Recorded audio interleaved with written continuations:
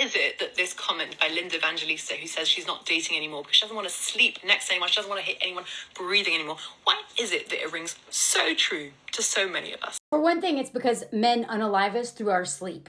They've been doing studies on this. Men are slowly unaliving us through their sleep because they won't deal with their snoring, their sleep apnea, and all this other crap. And they sleep better next to us. Like I said in that video about Tori and Dean, he literally said, besides wanting access to her so he could, coerce her into he said that sleeping next to her was like charging his battery. He compared his wife to a literal phone charger. He was like, without her, I'm not. I'm going to get into that in a minute. There's so much in that video I want to go over because women who are attracted to men and date men are starting to realize that the risk is so high that we have everything to lose if we don't find a partner who treats us with so much respect and love and is deconstructing this crap and makes, this is the important part, makes our lives easier, not harder. That's the only reason why I'm married. My husband makes my life so much easier. I honestly didn't realize that this was like the point.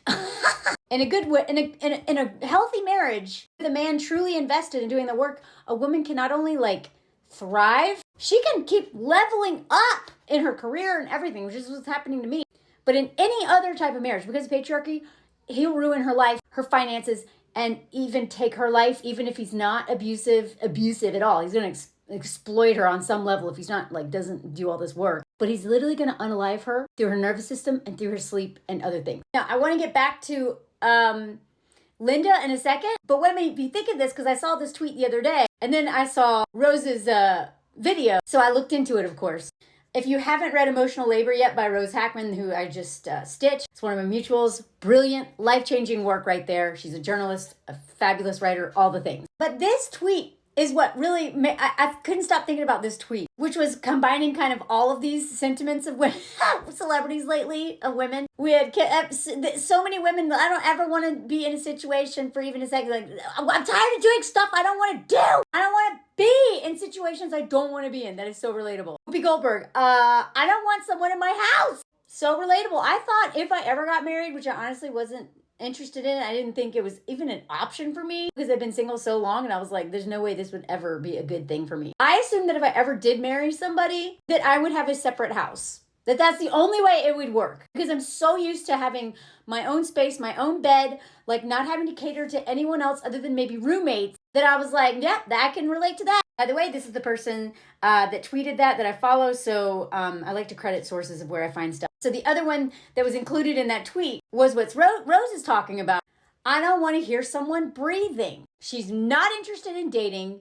He doesn't even want to hear someone breathing. And by someone, she means men, I'm guessing, because of the trauma of men, which I'm going to get into in a second. Before I do, in terms of the sleeping thing, I've made a video on this before about how my husband Anthony has suffered from sleep issues for a while, but they've gotten really bad in the last year, and he wasn't really dealing with it. He didn't realize how much it was impacting him or how much it was impacting me. And then I just happened to do a bunch of videos about sleep because I have a lot of sleep trauma. It's pretty much all of my SA experiences. Almost all of them have been while I was trying to sleep or while I was actually asleep. And then I'm also narcoleptic, whatever. I have my own stuff. And I made some videos on that, and he read the comments of hundreds of women talking about the years that their husbands are taking off of their life because they can't get one night of sleep. Not one night. Men, because a lot of women can't sleep in enough. There's a lot of times there's not another room, and he won't sleep on the couch, right? Or like he won't deal with it. Men will not deal with their medical issues, and women pay the price when men do not deal with their own health issues. And so all these women who are already stressed out by men who are probably exploiting them anyway, then they don't get sleep, they can't ever rest, truly rest. And partly because their husbands won't, men are so lazy. They're so lazy, and escapism and avoidance. So it did not take much push between him realizing how much it's impacting me and then seeing how much this is a man thing and that men do this to women. He was like, oh my God, okay. And he had to wear all this crap on the subway. I went to the doctor, they put all that. And now he has this machine, which is changing his life. right? Like, he has no shame in wearing this, and he also wants both of us to sleep better. But men will not deal with it. They won't even go to the doctor unless a woman makes the appointment for him. But they don't want to deal with stuff, especially, they don't care if it impacts us unless they really love us. And then they're like, when they realize it's impacting us, then maybe they will care. If he doesn't treat his stuff, he's communicating something to you by not dealing with a thing that is impacting you directly because you sleep next to him. So, but when women, in terms of, I don't want to hear someone breathe, we're listening to them snore. We're listening to men like in the middle of the night, they're like almost die. Anthony realized that I was checking his pulse regularly because I was like, oh my God, did he die? He's like, oh, he didn't realize that it was causing me stress until I was like, this is a problem. And then what did he do? Took action. But so many men won't do that. They'll just, and they lose 10 years off their life. They don't care. But it's not just the sleep. It is the weaponized moods. Women we are so used to being around this danger all the time. Men, that we can tell by the way they're breathing what we're in for. We have a thermometer up their butt all the time. And the men in our house are statistically the most dangerous men in our lives. So yeah, given what Linda's gone through, I wouldn't want to listen to another man breathe ever. She is at peace now. And by the way, I really think we should normalize couples sleeping apart if there is an issue with one of their sleeping. I know it's not always the men. Sometimes it's a woman who has sleeping issues. But with menopause, temperature changes, like night sweats, and then so many men snoring. I know women snore too sometimes.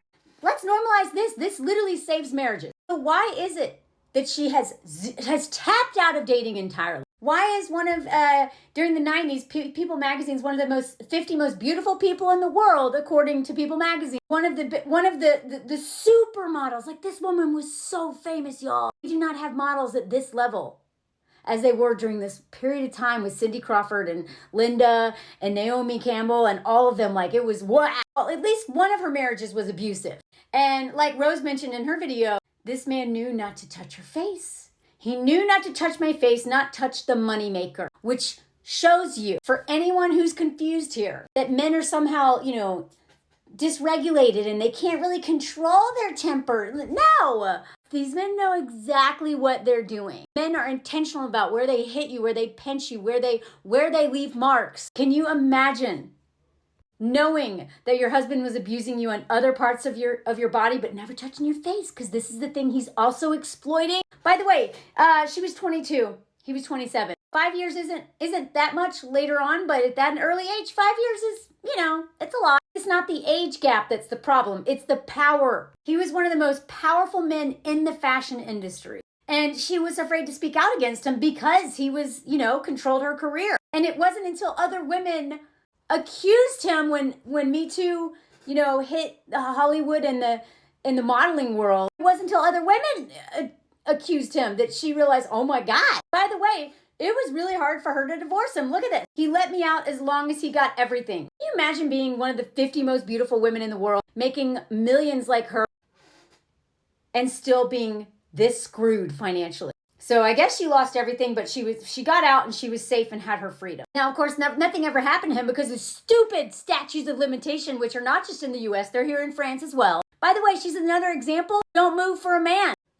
These men who try to convince you, move to France, be in Paris.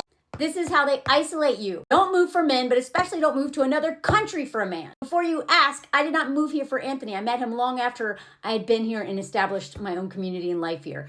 Just in case you didn't know that. It's also not surprising, her mother was putting her in beauty pageants since she was a child. I really hate the whole beauty pageant industry and all the influence parents who are raising influencer children. It is so exploited. So she's been exploited since she was a child. She's also had 2 bouts with breast cancer. She says she has 1 foot in the grave. She also gave birth to a stillborn child, removal of an ovary, and then this. Brutally disfigured by this whole mess. And, people are like, oh, she's a model. She uses her face for a living. But it sounds like this was so traumatizing. I remember when that came out, what her face looked like. Something that I myself am learning now that I'm not a writer, somewhat anonymous. Rather, my face is in front of thousands of eyeballs a day.